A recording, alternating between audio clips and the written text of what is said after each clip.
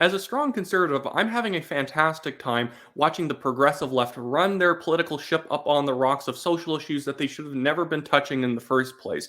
But at the same time, as much as I myself want to see the progressive left lose, there's almost no glory in beating them anymore because it's frustrating to watch how bad they've become at politics. It's effectively like taking candy away from a baby at this point because the left doesn't understand that the vast majority of Canadians aren't radical progressive activists. Yet their entire party's social positions have become geared towards this tiny minority of busybody social justice bullies rather than to the average Canadian who actually, likes their own children and thinks that women's bathrooms should only be for women. But in the aftermath of the Conservative Party convention in Quebec City, it seems like everyone on the progressive left, every single party, is doubling down on these really fringe positions that they take on social issues in Canada.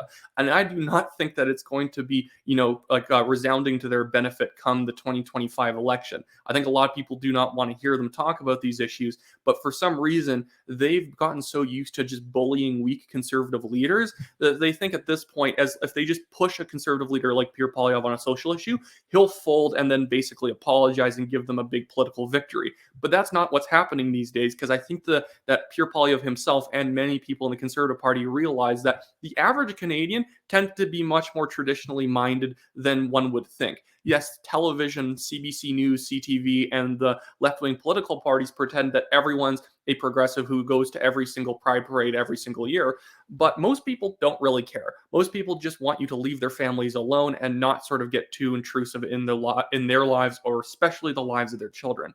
But these are a bunch of the media headlines that came out after the Conservative Party convention because these people just don't get it. So the first headline here we have from CP24, it was headline, and a lot of these are not opinion articles. They're literally news articles, but they're obviously trying to push a certain angle. But the CP24 headline says, transgender Tory candidate says, vote against gender-affirming care could cost lives. Now, is CP24 going to explain what gender-affirming care is?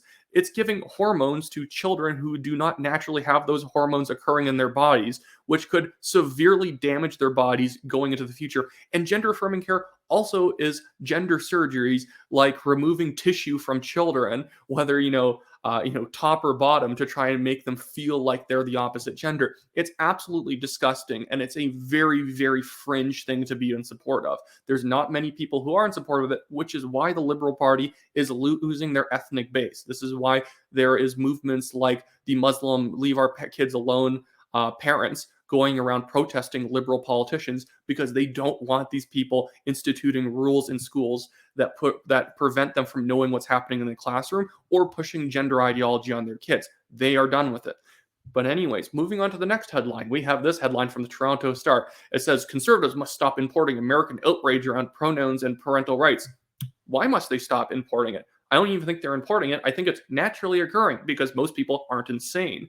But the thing is that people at the Toronto Star live in such a, frankly, Toronto bubble that they don't understand that most people don't like it when you put pronouns in your bio. They think it's annoying. They don't want teachers to be using different pronouns for your kids when they're at school and keeping secrets from parents. People are just over it at this point. I've even been seeing that a lot of this sort of DEI type ESG stuff in corporations is actually being gutted because the own employees of the companies don't like it, and it doesn't do anything for their business because all of it's just performative nonsense, and it's only catering to this tiny minority of people who like to cause trouble in these different corporations. Anyways, I keep doing all these pauses between the headlines, but it's giving me stuff to talk about. Anyways, third headline, we have it from the CBC, and of course they throw up a photo of a guy with a cowboy hat and a beard to imply that there's something radical going on with the thumbnail. But anyways, the headline reads, conservatives approve policies to limit transgender health care for minors and race-based hiring. Again, are they, in this news article, going to explain what the Conservative Party position is? Or are they, like they literally did, going to just sort of say what the Conservatives did in a vague way and then have an expert or some policy analyst show up and basically say how the Conservative Party shouldn't do this? They're going to alienate some of the moderates in the country, and isn't it bad that they're limiting healthcare for children? This is not real healthcare. This is the opposite of healthcare. It's effectively forgetting about the real problems a kid has and then just giving them medicine on hormones to pretend like they might be the opposite gender when they're probably dealing with more serious mental health issues, not not just this sort of gender dysphoria. A lot of kids who do end up having gender dysphoria usually have other problems at their home, and this is almost a coping mechanism for them to sort of disassociate themselves from maybe particular abuse or other sorts of life-shattering kind of events. This is not actually compassionate to be giving kids these drugs. It's actually just pushing away the real problems.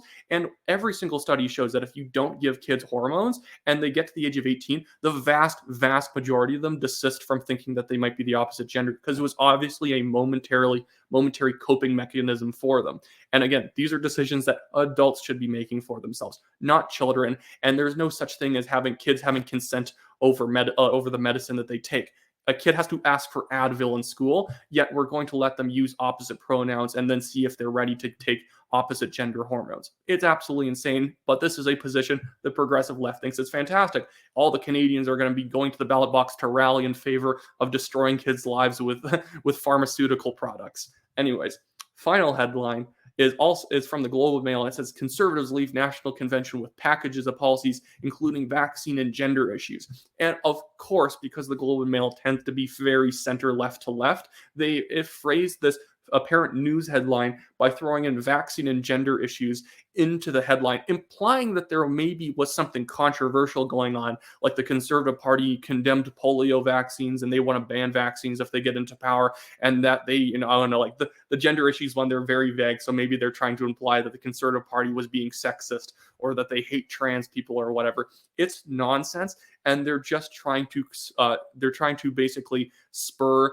this sense of controversy around the Conservative Party. They can't actually explain what's controversial, because if they explained what they think is controversial, they would be labeled as absolutely insane. The thing is that the left has taken all these positions that, unless you've taken college courses in the last 10 years, you are not going to see what their point is. Their point is nonsense, but unless you've been indoctrinated into believing this hyper radical social progressive kind of way of thinking about the world, you don't see what their point is, especially if you're a new Canadian who has not grown up in kind of this progressive activism kind of environment in terms of universities and public and politicians who sort of speak about this type of stuff. This is freaking out ethnic voters, and I could see that this is going to be the main reason that the Liberals are going to lose seats in Mississauga and Brampton, because those are heavy ethnic minority ridings out there, and a lot of those people do not want you messing with their kids. They do not want their daughters having to compete with men in their sports. They don't want there to be washrooms that are not only meant for women. That is not something that any of these people are going to support. But the left tricks themselves into thinking that people support this crap because everyone in the media agrees with them. So when a liberal politician has a stupid opinion and the media claps for them, and the Conservative Party and a conservative politician has a rational opinion and the media is condemning them and saying how radical and intolerant they are, they truly believe that that's a representative of the vast majority of the country, when all the polling on parental rights and a lot of these gender issues show that it's only about 20% of people who are this radical progressive kind of brand of liberal or NDP supporter. And the problem is that it's the NDP, the Bloc, the Liberals, the Greens that are all fighting over this very, very small sliver of voters. Yeah, there's probably a lot of other voters who also don't care about social issues. It doesn't matter what any party says on social issues. They're just voting for economics. But I guarantee you, the Conservative Party is probably picking up about 50% of Canadians who actually do care about these issues and agree with them, and are causing these voters to consider voting for them. Because at the end of the day, people don't actually just like these ongoing Marxist kind of social revolutions that these left-wing politicians are always trying to push in Canada, that we need to rethink gender. We need to rethink, male-female relationships. We need to rethink all this stuff. This is not something that most Canadians want to consider. Not everything needs to be a social activist movement and a struggle session. And I think a lot of parents just want sort of that smaller government approach that Pierre Poilievre and the Conservative Party are bringing. They just want people to leave them alone, let them run their own business, lower the taxes, let me think less about what government officials care about, and let me think more about what my family cares about.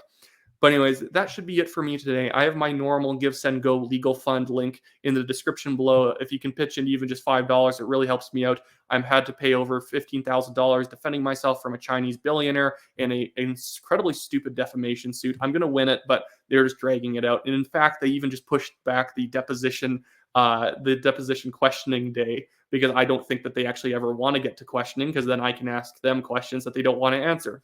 Anyways, that's in the description below. Would really help me out if you donate to it. Also, sign up for TNT emails below. If you want to sign up right now, I'm going to be releasing an email very soon with codes for the Calgary Ben Shapiro live event happening in November. The early ticket codes are out right now. So if you go to the Wilberforce's Ben Shapiro live ticket window at Ticketmaster, whatever it is, and you use the code Telegraph, it's just Telegraph, you can buy the tickets in this next 2 days early for that event. I'll definitely be there. Walk up and say hi to me, do whatever. I don't know. I'll give you a TNT pin. But other than that, I hope everyone has a fantastic day, and I'll see you next time.